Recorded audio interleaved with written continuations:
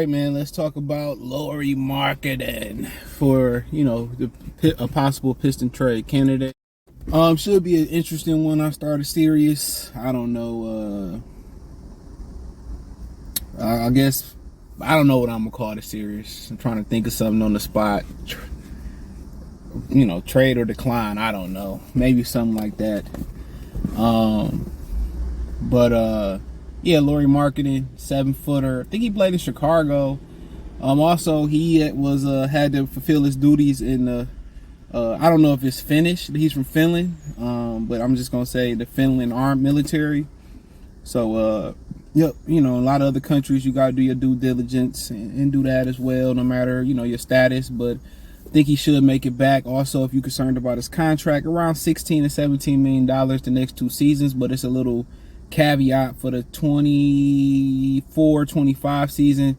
Only $6 million is fully guaranteed. Then I think one day after the NBA draft, the whole $17 million or other $11 million becomes fully guaranteed after that. So, but check out Detroit Piston Talk playlist, and I'm gonna just say trade or decline playlist or trade or Piston trade reform playlist or something like that. But obviously, the obvious thing is he give you shooting. He made the All-Star team. I think he didn't make it, but somebody got injured, like Kevin Durant, somebody got injured and he made it, or something like that. I forget who it was, but he give you shooting, put the ball on the court a little bit. Obviously made the All-Star team. Defensively is the only weak point. I don't know how bad defensively he truly is, but he pretty athletic. Obviously, if you can kind of, get somebody else in there that you feel pretty good about defensively, that would be interesting. That you kind of swap in there, swap out of them. I don't know who all out there. Like, you don't necessarily have to be, a top tier player, but somebody that you can get some minutes. Could swap in there defensively, or you could, however you want to do it. He could play the 5, the 4 situations. He could play the 3. Really good shooter. Can escape dribble, put the ball on the ground, get to the rim. Is it enticing enough to trade the 5th pick? I wouldn't trade the 5th pick for him. Quite frankly, maybe some future draft compensation along with, obviously maybe something else.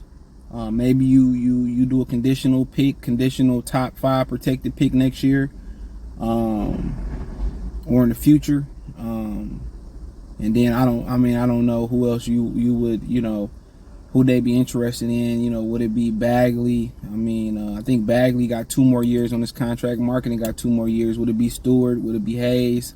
They both, I think, on final years of the contract. Would they be interested in Alec Burke or something like that? Obviously, we took Bojanovic from them, so I don't think they would be too interested in Bojanovic. But yeah, it's an interesting trade. It's a trade that I'm open to.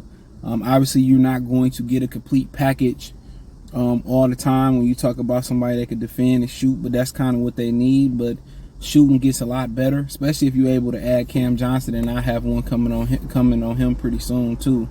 And Kyle Kuzma they'd be the first 3. So Markkanen, Kuzma, and Cam Johnson. And I'll explain to Cam Johnson when we get there. So yeah, Lauri Markkanen, he give you the shooting.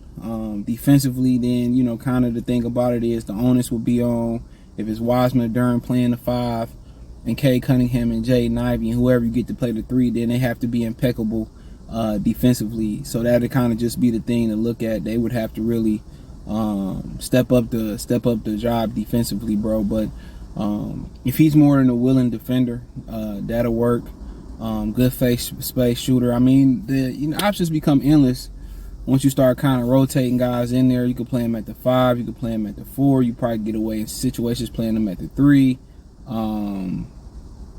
He can post. Solid rebounder as well too. So and give you a lot of spacing out there for Durant, Ivy, and Cade to really attack the rim and do their pick and roll alleys. And then if you get somebody else like Cam Johnson or whoever, Mikal Bridges, to space the floor, it could be lights out. So at the end of the day, if you can facilitate that trade, and I think you would have to make that trade a little bit richer with a future draft pick. I wouldn't trade the 5th.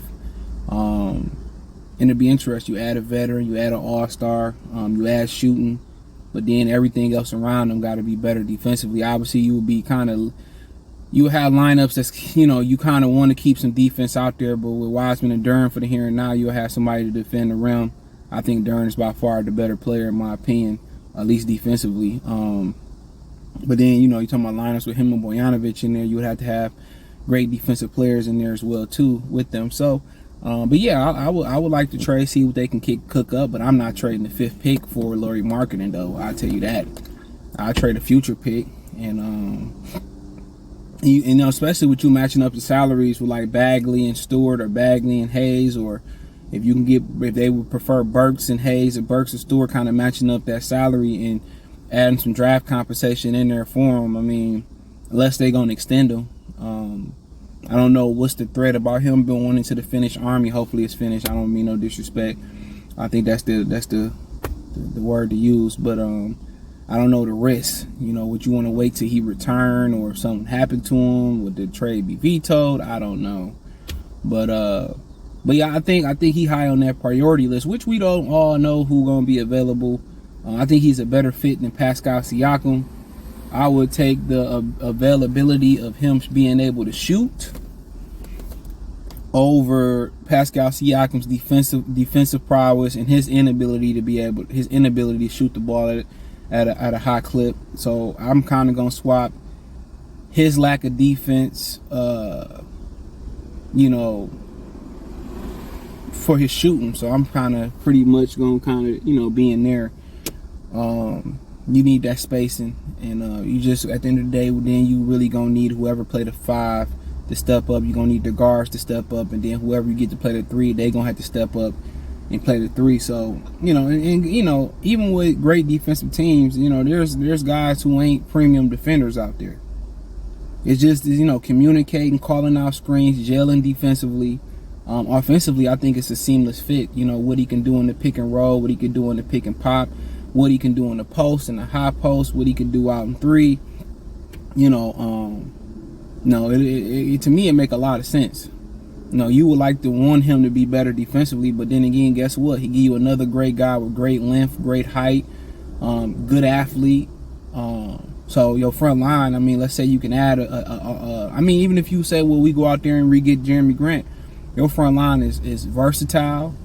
Your front line is long. Defensively, with Grant, if he want to choose to play defense again, come in here and not be so much of a scorer, from a defensive standpoint, that's a good front line.